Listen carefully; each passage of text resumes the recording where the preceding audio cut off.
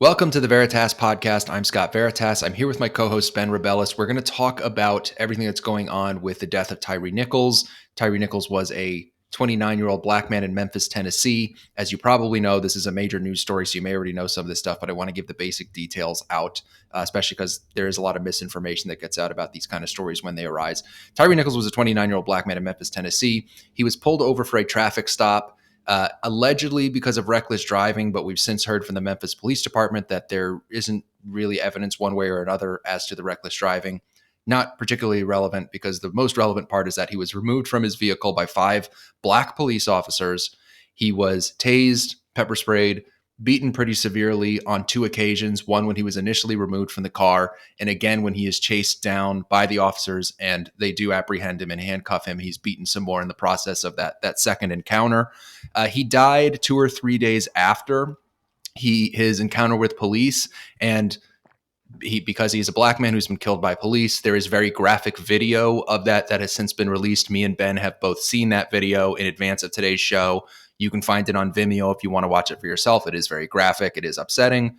Because of all of these reasons, this has become a major news story that is reminding us all, of course, of the fact that 2.5 years ago, George Floyd was killed as found in a court of law, murdered by Derek Chauvin, and it resulted in massive race riots, etc.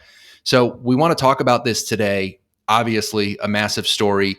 What I want to start off by talking about is what my approach has always been to this type of story, which is to actually look at the available evidence. It's helpful when there's video evidence. It can be very upsetting to look at the video evidence, but it's helpful to look at it. I've looked at the body cam footage. I would encourage anyone who can stomach it and who is wanting to speak from an informed perspective on this issue to look at the body cam footage themselves. You don't have to look at all of it. Some of it is not entirely relevant, but particularly the footage of the beating that almost certainly resulted in Tyre's death. And, in looking at that footage, I always ask myself a couple of questions. Namely, is there anything that would justify the use of force that we're seeing in this video? In this case, you have 5 police officers and 1 suspect. They're beating him, kicking him in the face, punching him in the face repeatedly on 2 separate occasions. They do forcibly remove him from his vehicle. So I asked that question, is there anything that would justify this? The tasing, the pepper spraying, pretty severe stuff. And it does appear like it probably contributed to or was the only cause of him dying a couple days after the fact. This whole thing with the reckless driving is a major question. That is very muddled right now. The officers claim that there was reckless driving. The statement I saw from the Memphis police was that there is no evidence that reckless driving occurred. That doesn't mean it didn't happen. We don't have any evidence that it did. And all you can see in the video is that Tyre's vehicle is pulled over in the middle of an intersection and he's removed from the vehicle. So that we can't really speak to at this time. Also, important note for the audience, this is being recorded on January 28th. This is being recorded on our normal Saturday afternoon recording time. Some of this stuff is going to change by the time this video is released. So we might see an autopsy. We might see more details come out. We're going to do our best to speak from the most informed perspective we can at this point. The other thing, this is what I always really look at very, very closely in these videos, and I'm sure you do as well, Ben, especially having a legal background, is when the cops are apprehending a suspect, there are things that they are not only entitled to do, but are obligated to do in order to try and apprehend that suspect and handcuff them. Because the reason they handcuff a suspect is to keep themselves and the suspect safe. Once somebody is handcuffed, they are no longer a threat. Tyre, when he's initially removed from his vehicle, is given commands to get into an arrest position, put his hands behind his back. He doesn't comply precisely with that command. He doesn't roll on his stomach. He doesn't put his hands behind his back. He does get on the ground. He gets on the ground. He does not produce a weapon. He's not punching or kicking the officers. He doesn't look like he's fighting them. I don't think fighting would really be the right word to describe what he's doing. He's not making it particularly easy to handcuff him, I wouldn't necessarily say. Although with 5 officers and 1 suspect, I was a little confused as to why it seemed to be such a struggle to handcuff this guy, especially because he is small of frame. We have since learned that he has Crohn's disease. He doesn't seem to be a particularly physically fit individual, through no fault of his own, obviously having a chronic disease. So in the process of trying to handcuff him, they're punching him, they're kicking him, they're pepper spraying him, they're tasing him. You hear them shouting things that are unusual, in my experience, to hear from police officers during an arrest, such as, I'm going to blow your head off, I'm going to beat the fuck out of you. These are not typical of most arrests that I've seen unless things are getting really out of hand. And from what I could see from the video, things aren't that out of hand. This is not a situation like with Rayshard Brooks in Atlanta where he was wrestling and punching officers. Again, would I say Tyre was compliant? Not exactly.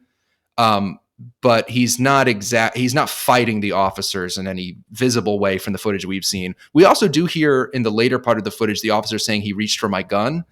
Yeah. Again, could that hypothetically have happened? Yes. I didn't see anything. And Ben, I would like you to jump in here because I want to. This has been a tough story to follow because the footage we have is very shaky. It's body cam footage. I did not see Tyre reach for a taser or a gun in what I watched.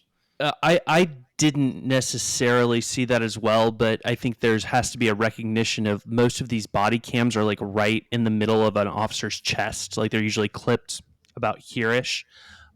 For listening viewers, I'm right in the middle of my chest. Yeah. So it's hard to tell whether that would actually happen. Like that would probably be out of the camera view. This is. I have a lot to say. Sorry.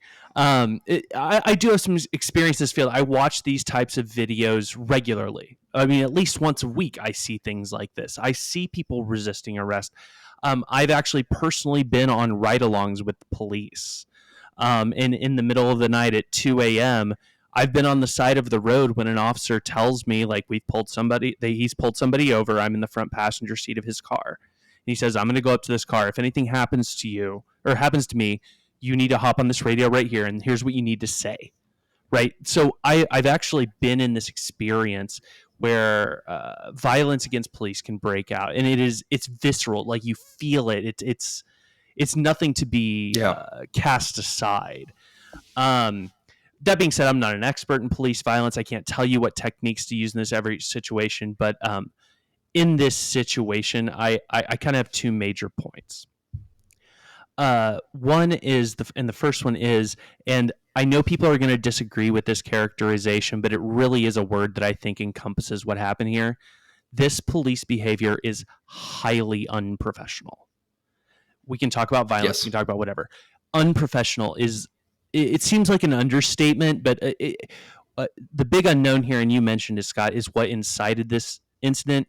And so let's say it's reckless driving, which that seems to be the ostensible. So we both know what that looks like, right? Some assholes passing cars at 90 miles per hour, real close margins. That shouldn't lead to the type of stop that happened here. So what it looks like to me is what these officers tried to institute is what's called a high-risk traffic stop. And a high-risk traffic stop is one in which you usually see it when a vehicle is reported stolen. So what an officer should do in that situation is the vehicle stops, they get on their little loudspeaker, they tell the suspect to reach out of the vehicle, open the vehicle with their hands, get out, and then get on the ground. That's a high-risk traffic stop, and the suspect's at gunpoint. That's what they seem to be trying to do here. That's what they intended to do here, but they did it in about the most unprofessional way possible. Instead, they walked up to the car, guns drawn, flung the door open, and told this guy to get the fuck on the ground. That's not how you do this. That's not the safest way to do this. Like, that's not the whole point of the high-risk traffic stop procedure is for everybody to be safe, right? Yeah. That's not what these police did here. And doing it while they know they're on camera it is highly unprofessional, and incredibly unsafe. So that's the first point. The second point that needs to be acknowledged is Tyre Nichols was 100% absolutely, definitely resisting arrest. Without question, he was resisting arrest. Yes, he did get on the ground, but when he gets on the ground, he's facing up toward the officers. He's questioning them. He's saying, hey, I didn't do anything. What are you doing here? Like, in that situation, you lay on the ground, you put your hands behind your back. And you hear the officers yelling multiple times, put your hands behind your back. Now, yes, there's 5 people there. I'm sure they could have overpowered him, but he was absolutely resisting arrest, which is evidenced most clearly by the fact that he runs away from the first encounter. So you have the first encounter where he's fighting with police. He's able to get to his feet and he runs away, and they pick him up about 10 minutes later. This, and I'm going to get accused of this. I'm trying not to be accused of this. I'm not blaming him, but Sure. I will say this: he probably would not be dead if he had just done what the police said. No, that I think that's virtually a guarantee, and I think that this we don't want to come off like a Fox News comment section here No. because you'll always see in those comment sections like should have complied, no matter how ridiculous the level of brutality is. And Ben, that's not what you're doing. You're just pointing out that it is always safest. It is generally very good advice, whether you're getting it from a legal expert or not. If you are being detained by police or arrested, put your hands behind your back and let them handcuff you. Yep. And at that point, anything they do to you from that point forward is their responsibility. You are no longer a threat unless you are a circus performer who can fire a gun with their feet. Like you are no longer a threat to a police officer once you've been handcuffed. And so actually allowing yourself to be handcuffed makes you and them safer. And yes, you may be getting arrested for a illegitimate reason or maybe for nothing at all. Yep. Unlikely, but possible. But your best recourse is to allow yourself to be arrested and prevent yourself from being seriously injured or killed. Yeah. However, of course, we did see in this situation, as you were saying, Ben, what we hear a lot about de-escalation, right? In these situations, we saw behavior from officers that definitely escalated the situation. We hear, "I'm going to blow your brains out." At one point, an officer deploys a baton and says, "I'm going to beat the fuck out of you." Did not seem necessary based on the fact that this wasn't really an armed and dangerous suspect, a suspect who was resisting arrest, but who didn't produce a weapon or directly assault the officers. He resisted arrest without directly assaulting the officers. And they seemed to escalate the situation a lot. I think that to ignore, there's going to be racial sensitivity around this and we're going to talk about this factor a lot. These 5 officers are black. This is a major part of the story. This would be a very different story if 2 or more of the officers had been white. It would be almost impossible to imagine what we'd be facing right now. If one of them had been white, almost that same level. None of them are white, and actually all of them are black. None of them are Latino, Asian, or any other kind of minority, ethnic minority. But look, I don't want to shy away from something that is very important to mention. If you watch this body cam footage, I don't know how an honest person who's interacted with a lot of police in their life could say this. These police officers come off as uniquely unprofessional, uniquely inarticulate, and uniquely, frankly, unintelligent based on the way that they are operating in this scenario. They seem poorly trained. They seem, again, unprofessional, unusually inarticulate for most of the police officers I've met in my life. And I don't know about you, Ben, but maybe that you've met. Well, you know what it sounds like, Scott? It sounds like if somebody got in a fight outside of a bar and then they walked back into the bar after it and they were talking about it, like recounting it. Yes. That's exactly what it sounds like. It's a natural human instinct, but you can't do that when you're on camera. Like, you just can't do that to be a professional. Yeah. Or when your job is that you're an officer of the peace. Right. I mean, this is not a bar fight because you hear them in the video, and I know not all of you will have seen the video, and so I think it's important to give you this context. You do hear them being like, "Did you see that man? He was coming up. He was trying to grab my gun." And it's very odd behavior. There was an incident a couple weeks ago with, I might be getting his name wrong. I think his name was Keenan Anderson. And it's a situation where there was a young man. He ended up, I think, dying, but the officer who he's interacting with is extremely professional. He uses Keenan's name to try and calm him down at one point. This also became kind of a Black Lives Matter cause celebrate, but it didn't rise to the same level because the officer was extremely professional. He says, "Okay, Keenan, you want some water? I'm going to get you some water, but I need you to sit down and put your hands behind your back." There's a calm, de-escalating nature that I think they've been trying to train officers to use more in any encounter where there's not a weapon that's been produced, you're not being fought with or wrestled with. Obviously, in any situation where an officer, I want to make very clear, I have no doubt that Ben will agree with this, in any situation where an officer is facing an armed and dangerous suspect who is actively fighting them, especially with a weapon, they're entitled to do a whole lot of things that they aren't otherwise entitled to do.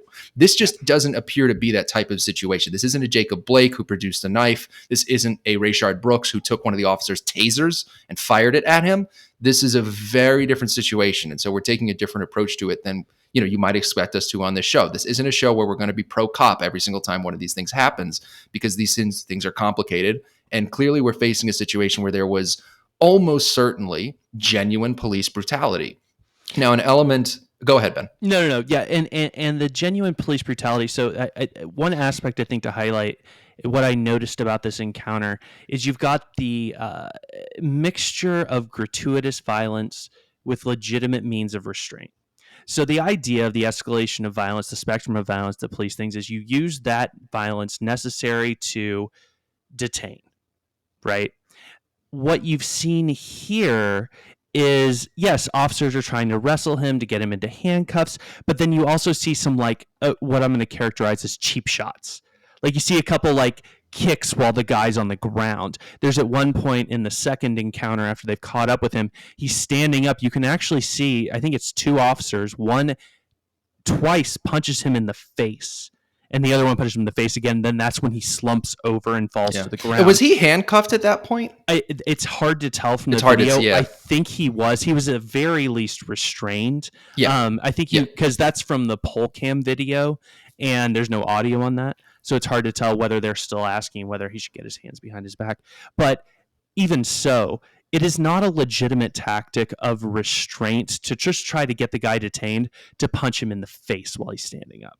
Like that's not so. What this video says to me, and we can talk about the prosecution a little bit later, is we've got legitimate tactics that I think are being used, in addition to this interspersal of gratuitous violence that comes from anger and frustration that is obviously illegal and immoral. Yeah, and our expectations of police officers are higher for these types of encounters. Mm-hmm. Look, if you learn that somebody cheated on you, fucked your daughter, and you don't particularly like them, like something like that, you might punch them in the face.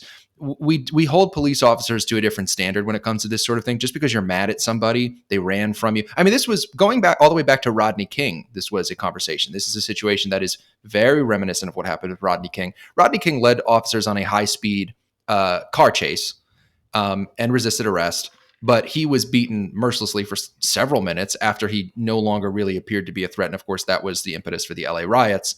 This seems to be a somewhat similar situation where the segment of the footage that we have available, Ben, that you mentioned is probably the footage that is going to be key to the prosecution in this case for one officer in particular who's going to have almost no chance of being acquitted. And that was the officer who, after Tyre was lifted up by the shoulders, he actually punches him in the face multiple times. Tyre, who is barely moving at this point, he's barely able to stand on his own feet. That officer is going to have, I cannot fathom that he will be acquitted of any of the charges, unless it turns out that Tyre may have died of a cause other than, because he had Crohn's disease, and so we're still waiting for an autopsy report. But that's the only way that we could see that particular officer not, I think, being convicted. The other officers, I think, especially considering just the environment that we're in right now with these sorts of things, this seems like something that will end in a conviction. But we, of course, are working with very limited information at this time. This is the very beginning of a case that's going to take months, if not years, to unfold. But yeah, that is the most upsetting part of the video. That is a part of the video that you're going to see on Twitter. If you're seeing 30 seconds of the video, you're probably seeing that part of the video. And it is shocking, because I will say that most of the time we get into these stories and we learn that there are factors that do justify the use of force. Jacob Blake was a big one. Jacob Blake was one where we were told that a man had been breaking up a fight and was, is just indiscriminately executed for no particular reason by police. It turns out he was trying to kidnap his, baby mama's children in her car and steal her car, and that he pulled a knife on the cops. Yep. This is a very different situation where what was described by the DA is more or less what we see. The DA used some language I found a little bit gratuitous. He famously, and I think this is going to go down in history as maybe being a bit of a gratuitous use of words, but he said that Tyre was used as a human pinata, which was odd, but just an odd phrasing for such a serious situation. I mean, it's an almost comical description. It's something you would see on The Simpsons as somebody being used as a human pinata. I thought that was kind of gross personally, but he's not wrong that Tyre seems to have been beaten from a defenseless position, particularly in the 30-second clip that you're probably seeing on Twitter of him being beaten when he's being propped up by the shoulders. Yeah, no, that's right. It is interesting to watch. Like, I get frustrated because you see the media talk about this, and they talk about this as almost if like they literally brought this guy into a corner and beat the shit out of him. That's not what happened here. What happened here was an attempt to make what I think it was an overzealous arrest using force that was unnecessary, proportionate to the alleged crime. And then you've got officers who I think I saw the oldest one of those officers was hired in 2018. So we got guys who have less than 5 years of experience on the force using violence in a way that was completely disproportionate, that was completely unnecessary. And or let me change that a little bit. There was violence being used in a sense of trying to stop the resistance, and then on the other hand, you've got someone kicking another human being in the face. Yeah, that's just not justified. Yeah, I think that something that we have to make sure we dig into is, again, I mentioned earlier in the show, all 5 of the officers are black, which makes this story much more complicated than it might otherwise be. If all or most of these officers, I would say probably if 2 or more of them were white in particular, I'm not sure what our conversation would sound like right now. I think this would be a much bigger story. It's already a very big story, but I think it would be even bigger if there was a strongly implied racial component, which of course isn't necessarily the case when these things happen. It's never been proven that Derek Chauvin did what he did because his victim was black. But of course, that is what is assumed by the woke orthodoxy that we talk about so much on this show, and the media that is controlled by that orthodoxy. I want to talk about that. Yeah. Shouldn't be different based on the race. Like, no. If we're going to have a conversation about this, let's have a conversation about police training. Let's have a conversation about police culture. Let's have a conversation about the interaction and what you're supposed to do when police ask you to do something. It shouldn't matter what the race is, but unfortunately, that is a big part of this conversation. Yeah, unfortunately, it has to be. And I want to say that, with the 5 officers being black, we're going to see a lot of articles. They've actually already started coming. This was very predictable. Oh, yeah. We learn, you hear about the story and you learn, first of all, in many cases, they're going to bury the information that these officers were black to begin with. You're going to have to go to the bottom of the article to learn that. And then even if they are providing that information easily in the media, what they're going to do is they're going to have a bunch of opinion pieces that say, even though the 5 officers who allegedly killed Tyre Nichols were black, it's still white supremacy. It's still racism. And you're going to see think pieces about this from every single major media organization because they have to. It's like in their contract with the woke orthodoxy at this point that they have to toe this line that black people have internalized racism every time that they hurt another black person. It can't possibly come down to individual agency and flaws in these 5 men that allowed them to do this thing. It has to be white supremacy. And there was already, I think, a CNN think piece about this. You're going to see so many think pieces about this. And this is where you're going to hear the content that maybe you're more used to coming to this show for, as far as the woke orthodoxy is concerned, which is that this is bullshit. This is bullshit. It's a non-starter. I'm not even going to really go into the details of why. I have a new mentality when it comes to the show that there are certain things I'm not that interested in debating. And one of them is that if a black person hurts another black person, I'm not interested in debating whether or not they're racist because they're black. I'm really not that interested in debating that. And that's definitely not white supremacy. Yes. Yeah, it's not fucking white supremacy. That is the part of this that is going to be exaggerated by the media, and that I'm absolutely with you guys in the comments who are probably going to be talking about how, ridiculous or overblown this is. I think it's a case of pretty obvious police misconduct, but the idea that it's racially motivated it's just patently ridiculous when you do not have a single non-black officer. None of these guys are even like Hispanic or Asian or anything like that. So we're going to see that talk. I also want to talk about the fact that we're in an uncomfortable moment because it's only been 2.5 years since we had an explosion of social justice and woke orthodoxy, insanity driven violence and rioting in this country because of another instance of what I know some people have disputed as police brutality because George Floyd was on fentanyl, yada, yada. For the purposes of this conversation, just to make it easier to have the conversation, I'm going to basically say that this guy was found guilty of murder, Derek Chauvin, in a court of law. So we're going to say that was police brutality. So after that act of police brutality, there was this unprecedented, something that seemed to have 6 years of lead up. I mean, for in between the death of Michael Brown in 2014, you have a buildup leading to what happened in 2020. And it was 6 years of allowing woke insanity, over racialization of political and some non-political aspects of our society, leading to this absolute meltdown that I talked about at the time, on, the first iteration of this show.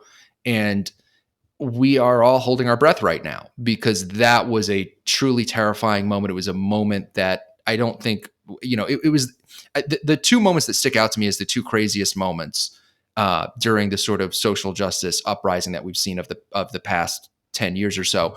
Donald Trump winning in 2016. That was kind of the start of really the scary part. Everything up to that point was honestly kind of hilarious, whether it's Gamergate or whatever. You have Donald Trump winning, escalating things considerably. And then 4 years later, 3.5 years later, you have George Floyd's death and the ensuing rioting and racial reckoning. People are asking, and it's a legitimate question that we're going to address on this show, is this going to be another one of those moments? And my answer, and Ben, I'll after I sort of go through my reasoning here, I want you to jump in because you may disagree with me on some of this. This is a part of the show where I'm going to engage in a lot of conjecture and inference. My answer to the question is, are we about to see a moment like we did 2.5 years ago with George Floyd? Is it going to rise to that level of insanity? My answer is no, in a word.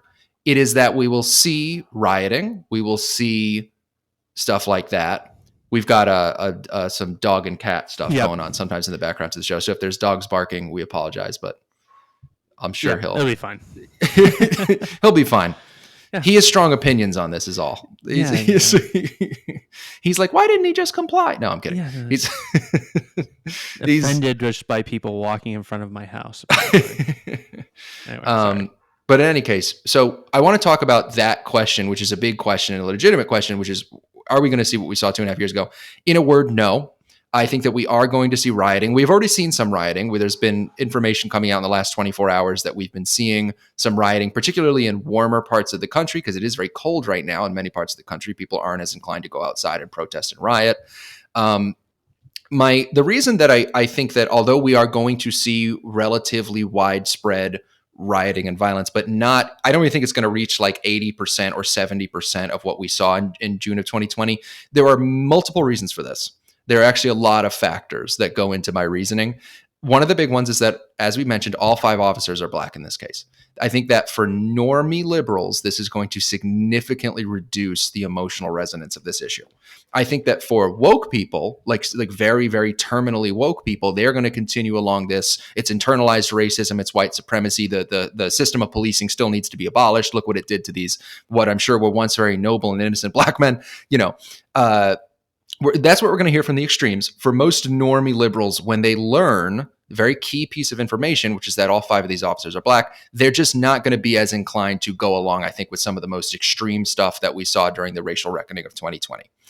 Another factor is that we don't have a Republican occupant of the White House currently, and we certainly don't have one named Donald Trump, who was a uniquely divisive and hated individual on the left, and one who was I think people saw the events of summer 2020 as an opportunity to delegitimize his presidency, to connect him, to say this is Trump's America, to say that Derek Chauvin putting his knee on George Floyd's neck, that was Trump's America. When Trump tried to use what were, in my opinion, legitimate means of deploying federal law enforcement resources to reestablish order in cities like Portland and Minneapolis and Seattle, where the local law enforcement was being completely prevented from doing their job by mayors who said, let the rioters run wild. When Trump tried to, in my opinion, legitimately use federal law enforcement resources to address that, he was called a fascist.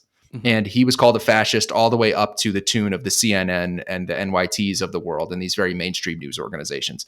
If Joe Biden does the same thing, we are going to see an unprecedented level of hypocrisy insofar that he will not be accused, I think, of fascism. Some people on the very far fringes of the Antifa left may call Joe Biden a fascist. Good for them on their consistency. I congratulate them on calling everybody a fascist. But it's not going to... there's going to be some hypocrisy there. We're not going to see people saying that Joe Biden is not allowed to deploy the necessary resources to prevent this rioting from going on for, I think, something like 6 months in 2020. I mean, it was like pretty much until the winters set in. Another major factor, no COVID. We are out of the pandemic. All of the emotional and psychological conditions that I think inclined relatively normie people on the left to engage in racial reckoning insanity. And, literally at sometimes taking bended knee in front of Black people and apologizing. There's actually video of what looked to be like liberal why-not types that are just have like Hillary Clinton bumper stickers, like people like that literally kneeling in front of Black people. I think that some of that was the emotional and psychological conditions that had been created by COVID, people being cooped up. Now they might be more inclined to say, let me hang out with some friends and discuss this thing, or maybe just ignore it and play video games and hang out, go outside, if you will. Also, I mentioned this earlier, it's very cold right now in most parts of the country. So we saw in Los Angeles, there have been some riots. But Los Angeles is warm pretty much year round. The part of the country I'm in is very cold right now, and I don't know how inclined people are going to be to go outside at all. And Tennessee is not warm this time of year. Is it not? I was actually going to ask. I didn't know. I thought maybe it was. Okay, so Tennessee is not. That'll be interesting. It's like middle. It's a little bit southern Midwest, but they're probably hitting like five. They have 4 like seasons, 55 or something. Like they're not. It's not going to be. I think that's high enough for rioters, though. It probably is. Yeah, but their average in the winter is probably going to be 30s, 40s. Like, yeah. so okay. super comfortable. I think to prevent riots, you need at least 30s. I don't know what the weather index of rioting, 35 degrees with a 50% chance of riot. But I don't know. I don't know exactly what temperature. Definitely 20 degrees. You're getting to But I don't know. There's no riots in Buffalo, New York. Yeah, personally, I'm not interested in rioting if it's any. I don't do any riots if it's under 30 degrees. But in any case, the last factor I want to get into, and Ben, I'm going to let you jump in here in a second. I know I just wanted to make sure that people understand my reasoning here. But this is the one that I think people might disagree with the most. And it's more of a sort of in-depth analysis on my part. I think a lot of the social and emotional and energy capital that the social justice, well, that's what they like to say, the woke orthodoxy had in 2020 was used in order to go on the sort of massive culture war offensive that they went on in 2020. I don't know if 2.5 years later, there's enough that's been put into the tank. And there was about 6 years of buildup. There's been decades, if you ask somebody like Orrin McIntyre, who I've had on the show. But in my opinion, there was about 6 years of buildup leading up to the 2020 riots in between Michael Brown and George Floyd.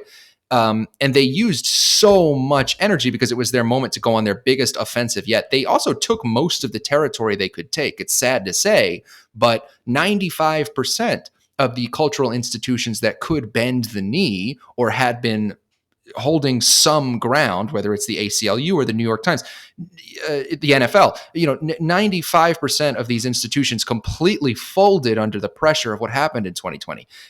The only meaningful resistance that remains comes from explicitly conservative institutions, with very few exceptions. So there's really just not that much ground for the woke orthodoxy to take right now, given the amount of the relatively short amount of time that has transpired between George Floyd and now. It's been 2.5 years.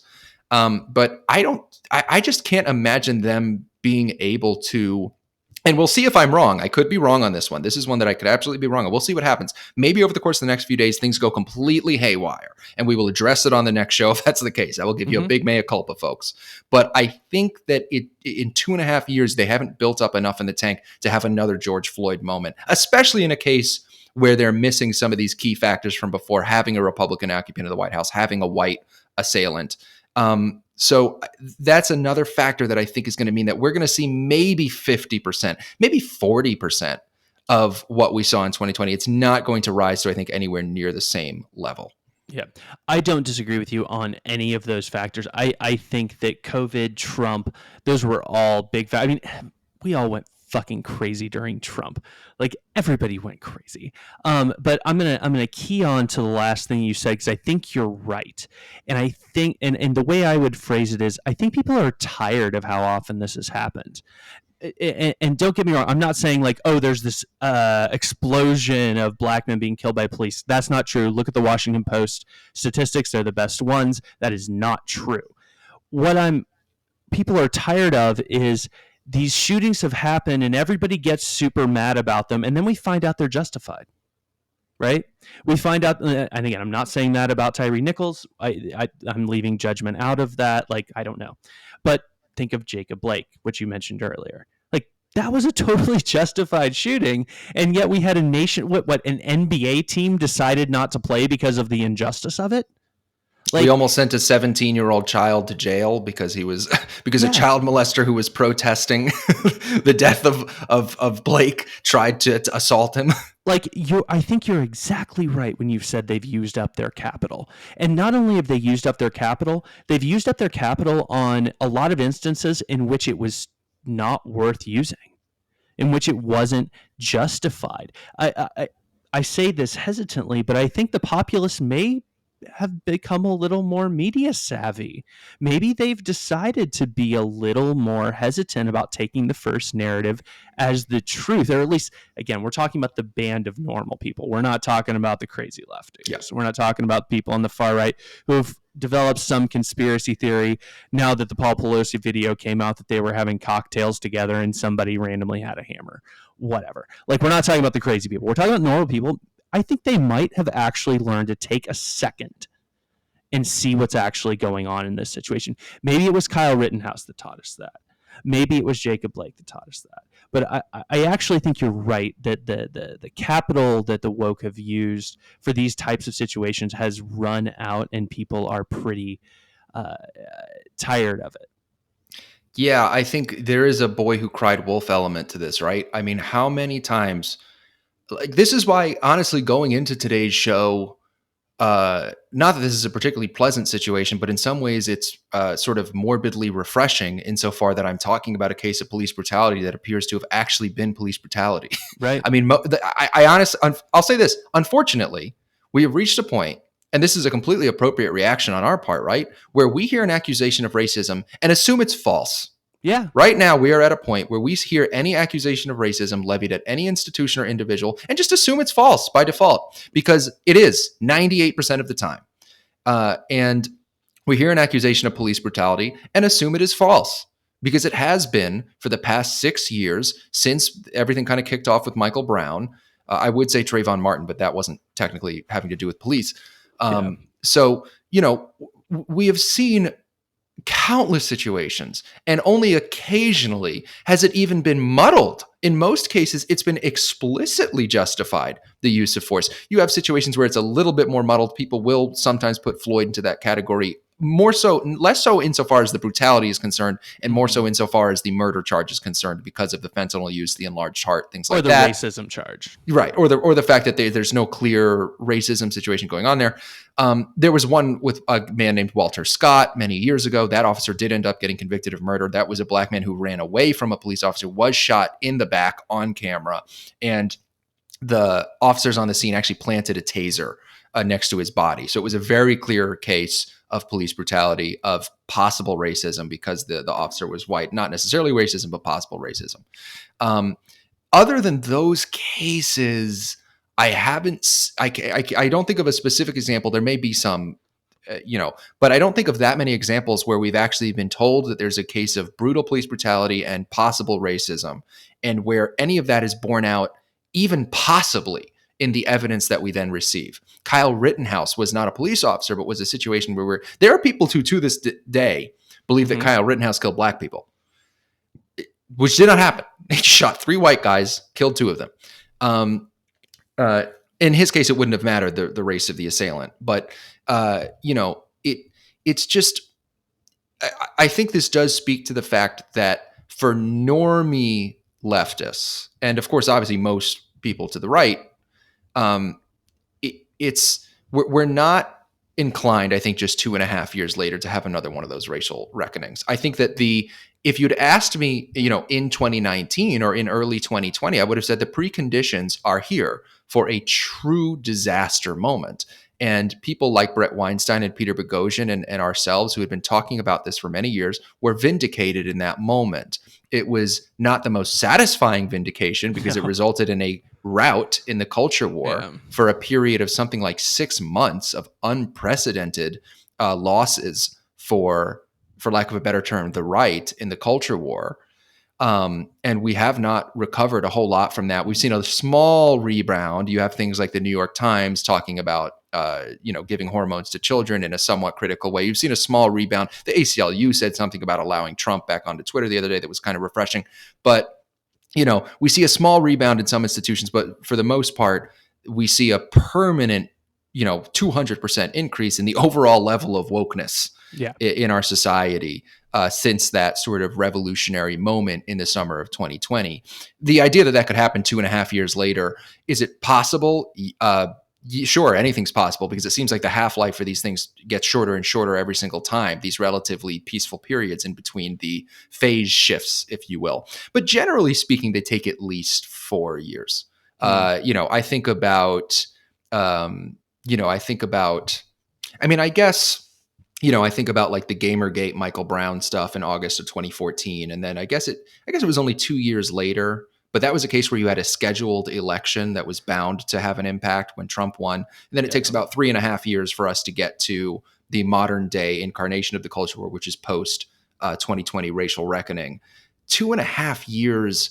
I don't think that our society is in that same kind of primed position. We were a very soft target for the woke orthodoxy in summer of 2020. And I don't think we're as soft of a target at this moment. I think there's another fact with this case that might temper a lot of frustration and anger, is how quickly the Memphis PD and the local district attorney acted. These officers were fired very quickly and charged with second-degree murder within like a week. So we had seen before, like even for George Floyd, like you've got Ferguson with Michael Brown, you've got the Trayvon Martin thing, like those were slow charges. Trayvon Martin's killer was acquitted in self-defense, which I think was actually a correct verdict. You've got the Michael Brown situation where people aren't indicted. And then, here these guys were charged quickly. I think the prosecution's got a tough case here. There is some gratuitous violence, and I think those are some great facts for the state. But some of the reason why I think we're not seeing Memphis in flames is because these guys have been fired in charge, which I think probably calmed the situation a lot. Yeah. It begs the question: if you're protesting right now, what are you protesting? Right. That's right. If it's like we don't just set up a lynch mob for people and hang them in the street if they commit, some kind of faux pas like this. That's not how this works. Like it's not clear what you would want. I mean, this was something I remember Matt Walsh saying about Derek Chauvin, was that after he was charged, obviously much of the violence and rioting that we saw persisted. And it just wasn't clear exactly why. We once again have Ben's dog is very passionate about this topic, but just the nature of podcasting from home. Yeah. But if you one of these days we'll make a Patreon, and if you donate enough, we can make a studio and we'll have soundproofing. But in the meantime, you can say hello to our cats and dogs from time to time. But and Ben, I think if that happens again, you can just mute yourself. I think. Yeah. I can. Yeah. Shit. Yeah. All right. Yeah. But what was I saying? Oh yeah. So I mean. In this situation, again, I think all of these factors are important. It's not going to lead to as much of a blow up. I want to not go the whole length of the show without addressing police brutality as a problem, because that would be unfair. I think we've got, this is an ideal time to discuss it that way. I typically don't do that because there's so many situations, as we've said, where there is no actual evidence of police brutality. But in this case, I think there is. It's a good time to discuss it. I'll say this. The whole abolish the police thing and defund the police thing, I think that you could say that that's partially to blame for situations like these. These particular cops seems like they weren't very good candidates for the police force. Right now across the country, we're seeing massive understaffing issues, particularly in major cities like New York, Chicago, Los Angeles. We're seeing major, Seattle, forget about it, right? You're seeing major understaffing issues in police departments, and they're desperate for officers. And by the way, I'm talking, if you asked a police chief, they'd say, I think I have maybe 40% of what I need. It is a major understaffing problem because police officers are retiring and quitting in record amounts. The explanations for this are obvious. You've had some moves to defund the police, giving them less resources to find quality candidates and to provide quality training. You also have an environment in which it is not a respected and rewarding profession to be a police officer. Who in their right mind would want to become a police officer in some of these cities? I'm sure there are some places where it's better than others, but Miami stands out as a place where, with a Republican governor and a Republican mayor, actually, Suarez in Miami, you do not have as much of a movement to defund and disempower the police. The other factor in this is, if you're a police officer who actually wants to stop criminals, you're not really able to do that in a lot of cities right now. you're being told that, I think in Chicago, there was a law that said you have to call it into a supervisor to engage in a foot pursuit. Oh my God. Yeah, Yeah, that's and that was something that was supported by Lori Lightfoot, the mayor. I mean, so what all of this does is it creates an environment in which police departments are desperate for bodies, not even quality candidates, which these cops, from what information we know about them, don't appear to have been. They just don't seem like they're very good cops from the information that we have. And we can avoid, this is what I said 2.5 years ago, and I'll say it again. We can hire less cops like this and less Derek Chauvins if we increase the funding and resources available to our police and ensure that being a police officer is being a good police officer, maybe a good better way to phrase it, being a good cop. We need to ensure that being a good cop is a respected and rewarding profession, and one that is not made impossible by laws that tell you that you can't do your job because we're afraid of being accused of racism, and that we're defunding your departments, that you don't have the resources to increase pay, which will attract better candidates. You're going to get better cops if you're offering an entry-level salary of $65,000 a year than $45,000 a year. That's just how this works, is that the lower the salary, you're going to attract people with lower standards for what they do for a living and who care less. And, so it's just funny because there's a defund the police mentality that you hear on the left now when these things happen, but that is in all likelihood part of the cause of these situations happening, because that's how you get bad cops. So that is my proposed solution. I try to make sure we talk about solutions on this show, is increase the funding and resources available to the cops and increase the respect for that profession in this country, and you will see better cops. We don't need less cops. We don't need less funding for cops. We need better cops. We need less cops like these 5 guys, I don't remember all of their names, and Derek Chauvin, who, whether or not he committed murder, in your opinion, it's pretty clear he wasn't a particularly good cop, just based on, I think, his actions in that case. But yeah, I mean, that's my answer to the question of what do we do about this, which is a perfectly legitimate question. We know that there are issues with police abusing their authority against people of all races in this country. We may have, most of us have encountered at least one cop in our life who was kind of an asshole. I've done it. I've encountered police who are kind of an asshole. And the threshold for assholery should be very low in a job where you carry a gun around all day. I agree with that 100%, and I don't want to leave that out of this conversation. The racialized element of it is bullshit, in my opinion. I don't think it's common that cops, profile black people for this kind of brutality. We know that lots of white people are aggressed on by cops every year. You get into the proportionality argument, and then you get into the 1355 thing, and we don't have to go over that again for today's show. But Ben, I want to give you a chance to jump in, because it's a perfectly legitimate question right now that people are asking. What do you do about this? Not an illegitimate question, not at all. And I figure you might have some thoughts on that. Yeah. So first, I mean, who doesn't want to be a cop in Miami? I mean, not only do you get a badge, not only do you get a badge and a gun, but don't you get some like Ray-Ban aviators as part of the package? Like, I think that comes automatically. I think you're exactly right. Is like the quality of candidates that people are getting now. Like, I've met many of these what we would call wannabe cops. These people who are not competent enough to be cops, but they've got that like mindset to them. These are the people getting these jobs now.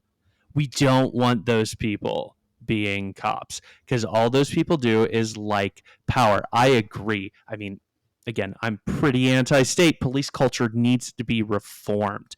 We need to change it from this hunted-hunter dichotomy. And what the training, I think, needs to focus on is to resist that extremely easy urge to fall into that dichotomy. Like, cops deal with total dicks every day.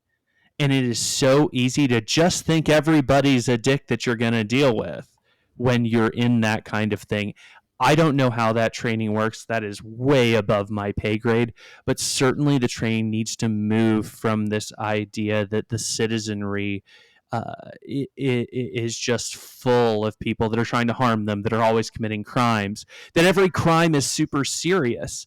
You look at certain states and that marijuana is a really good issue, right? To illustrate this, if you go to many, like, let's take a state that has not legalized marijuana. In the capital city of that state, in the large metropolis, they're not barely even enforcing those laws. But then you go to some rural county in that state, and that might be the most exciting thing that cop runs into that night. Like, we've got to figure out a way to make police violence, police force, police interest proportionate to the type of crime. And I don't think training now is doing it correctly. And we need to get the people who understand that and the training to make that understood. Yeah. I think this is a legitimate topic. It has been for a long time. We've all maybe had personal encounters with it. The problem that we have with it, insofar as the woke orthodoxy is concerned, is the racialization of it. And frankly, you'd probably get a lot more support for reasonable efforts to prevent police brutality if you did not racialize it.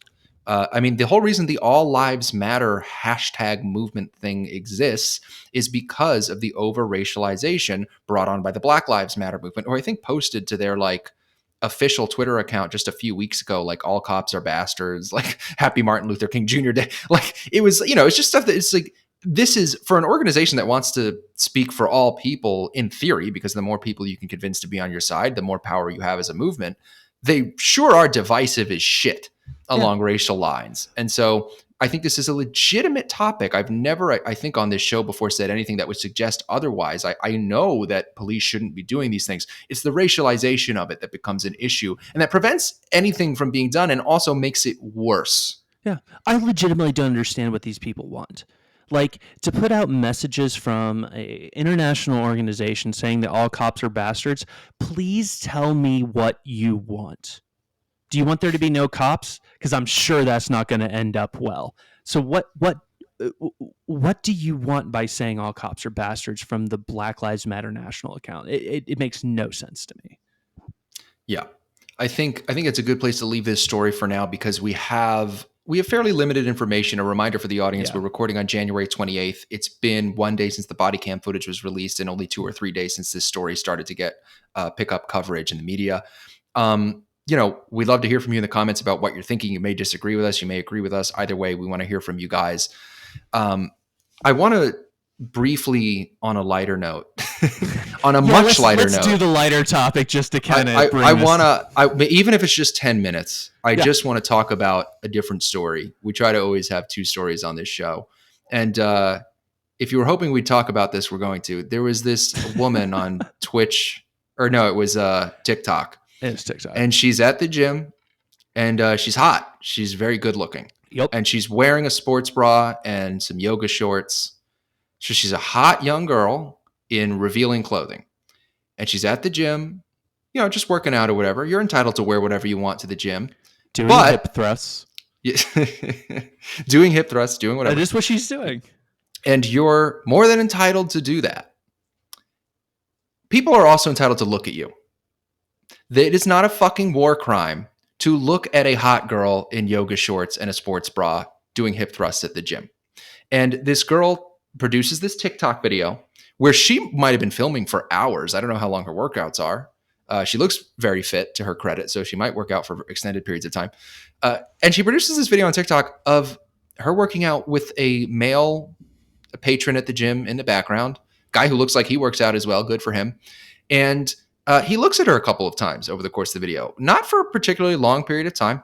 He glances at her for maybe 3 or 4 seconds at a time at most, maybe even less, very briefly. And you can imagine he might be checking her out. I don't think that's even material to this story. Some people would say that it is, that you shouldn't check people out in public. I think that's ridiculous. But whether he's checking her out or not, her reaction is to produce this TikTok video and refer to him as a feral creep. Oh, yeah. For glancing at her. In her, I think, did she have like a British accent or something? She's like, oh, feral, in the middle of the video. Like, which is such an unbelievable overreaction. And I wanted to talk about this video because it speaks to a phenomenon that I started to notice a lot in the BuzzFeed feminism phase of and this is reminiscent of that. During the BuzzFeed feminism phase of the sort of woke orthodoxies uprising around like 2014, 15, there was so much of this like men looking at hot women is bad. Like, just like, or, and even if there are women doing things, hot young women doing things that would attract attention, things that are sexual in nature. This is something Douglas Murray has talked about to great effect. He talked about this, that like there is this idea in the sort of feminist wing of the woke orthodoxy that a hot young woman doing overtly sexual things, not that what this woman was doing was overtly sexual. I know she's, I don't know, working out her pelvic muscles or whatever. But that's a legit exercise. But in theory, you could imagine one of these videos where a woman is like twerking in a club and is like, oh, this guy was trying to dance with me, or he made a comment about like whatever. And it's like, within reason, men are allowed to engage in flirtatious behavior with you or check you out in public. Now, again, I say within reason because I don't want somebody in the comments going to fucking like, you're victim blaming. Obviously, if someone is sexually assaulted or they're stalked, that is not ever justified by a woman's, whatever sexual proclivities or what she's wearing. That's an old talking point. What was she wearing? That's not what I'm saying. Yeah. It's a within reason, because none of that is you can't just go sexually assaulting people because their skirt was too short, that kind of thing. But if you're checking someone out or flirting with them, or trying to dance with them in a club, looking at them for like 3 seconds in a gym, the idea that is not only wrong, but also unexpected. Like, this woman acted so surprised that a man would dare look at her as she's in her fucking underwear in the gym, knowing that she's an attractive woman. And you know how I know she knows it is because this woman, whose name I'm not going to say, I'm not going to encourage people to, you can find it if you really want to.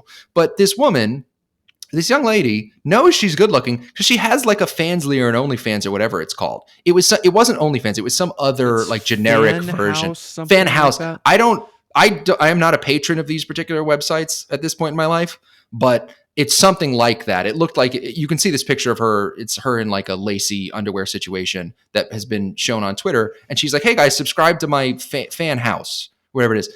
And it's like, wait a minute. So your job is that you show your body to men for money and get ogled by them online. And that's what you chose to do as a living. But when you have this occur naturally in a gym for all of 3 seconds, you're like infuriated. And it tells me that this woman either doesn't have a basic understanding of cause and effect, nor healthy, normal male sexual behavior, such as briefly checking a woman out who looks good to you, or she's just pretending she doesn't understand those things.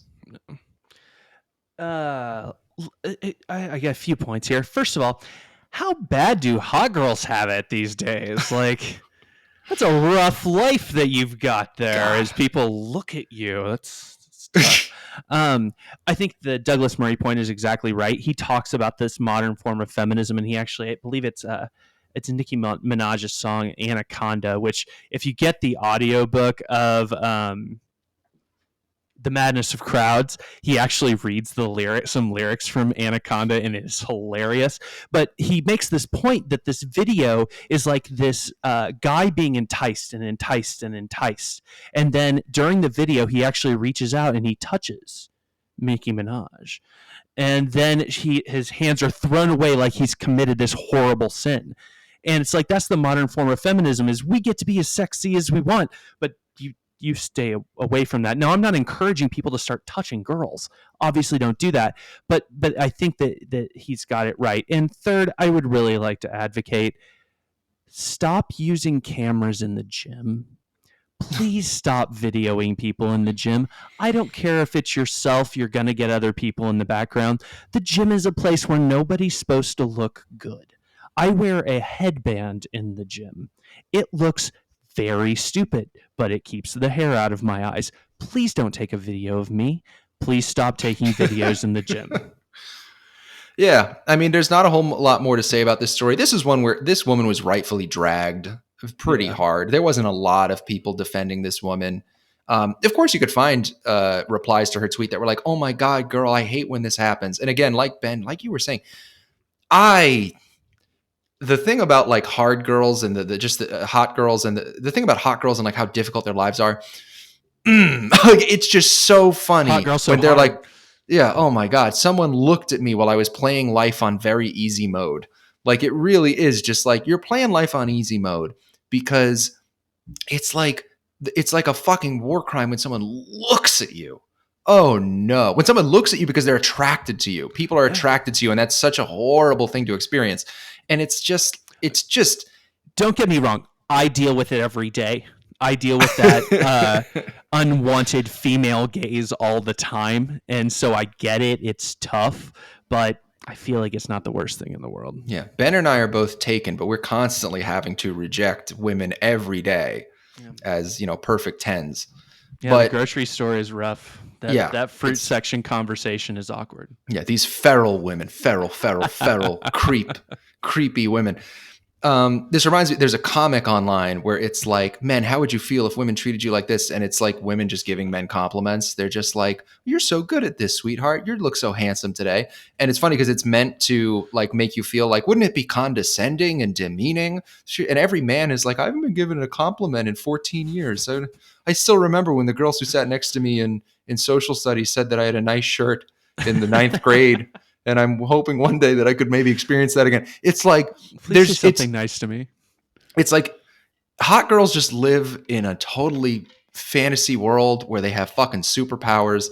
And it's just very funny to see them complain. And it was nice to see a situation where somebody really tried to shoot their shot with this type of rhetoric of like, how dare a man fucking look at me? And I think the BuzzFeed feminism days of this becoming like, her getting an interview on CNN, those seem to have ended. I think the woke orthodoxy has moved on from that, because this girl just kind of got dragged, and she ended up apologizing, which was kind of surprising, actually. Right. She ended up apologizing, I think, just because of the sheer negativity that she was faced with. And I'll give her credit for apologizing. It's the right thing to do, because she also was slandering this man who, if people had identified him, he could have been harassed. He could have been accused of being a feral creep. And, that would have been completely unjustified because, and by the way, I want to emphasize something. People would say in a situation like this that it's like, oh, well, you don't even know if he was ogling you. He may have only been looking at you for a couple of seconds. He could be looking at anything. My opinion is I don't care if he's checking you out. I don't care if he's thinking in his head. I will say this. He probably was.